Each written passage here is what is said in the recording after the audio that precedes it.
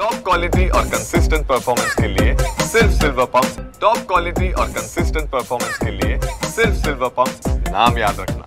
पारनेरमधले शिक्षक जे आहेत ते दिल्लीमध्ये येऊन संसद भवनाची सफर करण्यासाठी स्वतः खासदार निलेश लंके हे जवळपास 200 शिक्षकांना जे आहे ते घेऊन दिल्लीमध्ये आलेले होते आणि त्या शिक्षकांच्या समवेत निलेश लंके यांचे आई वडील जे आहेत ते सुद्धा सहभागी झालेले होते। शरद पवार यांच्या निवासस्थानी शरद पवारांचा सत्कार जो आहे तो या जुन्या पेन्शनर शिक्षकांकडून करण्यात आला, कारण शरद पवारांनी शिक्षण क्षेत्रामध्ये दिलेलं योगदान असेल, त्याचबरोबर नुकतंच आझाद मैदानावरती झालेलं आंदोलन जे आहे तो प्रश्न शरद पवारांनी सोडवला। त्यामुळे शिक्षकांना दिल्लीतल्या खरं तर संसद भवनाची सफर घडवण्यासाठी स्वतः निलेश लंके जे आहे ते दिल्लीमध्ये घेऊन आलेले होते। पाहिली का दिल्ली? दिल्ली पाहिली। पहिल्यांदा आलते का दिल्ली? नाही, दुसरी वेळ आहे। मागच्या वेळेस पवार साहेबांकडे आलो होतो आम्ही आणि आमच्या मुलांचा शब्द होता म्हणजे आपले रिटायर शिक्षक नेणार मी दिल्ली दाखवायला, पण त्यांनी पुरा करून दाखवलं। कसं वाटतं आता हे सगळे शिक्षक आले, पोरांना काय व्यवस्थित झाले, सगळे व्यवस्थित म्हणजे सगळे सगळ्यात व्यवस्थित झाले।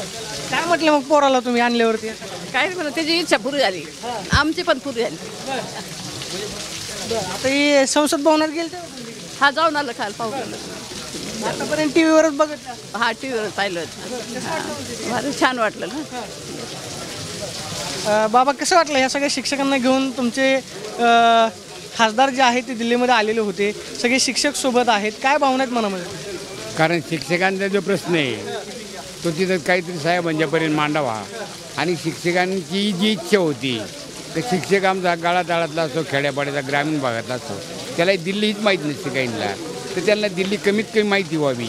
दिल्लीचं संसद भवन कसं आहे, देशाचा कारभार चालतो ते काय कसं आहे ते ठिकाण, हीच अपेक्षेनेही लोक आणलेले आहेत आणि त्यांची अपेक्षा होती त्याप्रमाणे या ठिकाणी काल कधीही नाही असं काल लोकसभेमध्ये सगळेजण बसले आणि सगळ्यांनी जवळजवळ आम्हाला 8-10 खासदारांनी त्या ठिकाणी येऊन भेटी दिल्या, कारण त्यांनीच सांगितलं का इतके लोक कधी आलेले या पार्लमेंट बसलेले नाहीत म्हणून, त्यामुळे आणखीन समाधान वाटतं।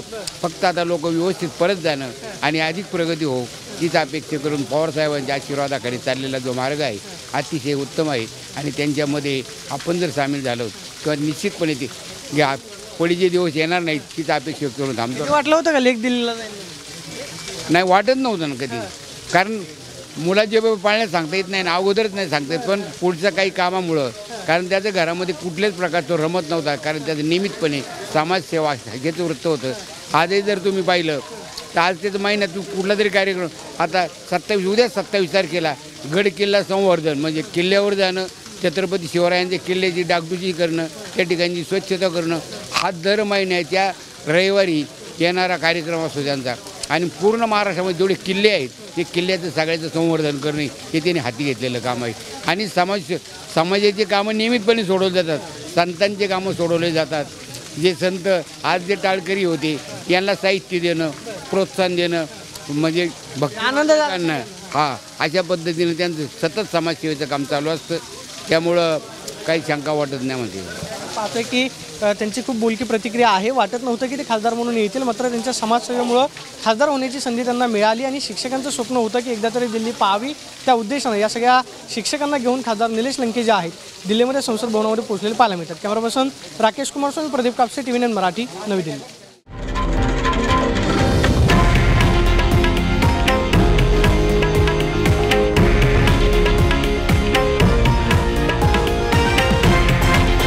हे आहे देशातील नंबर 1 न्यूज नेटवर्क आणि आपण पाहत आहात TV9 मराठी, एकमेव।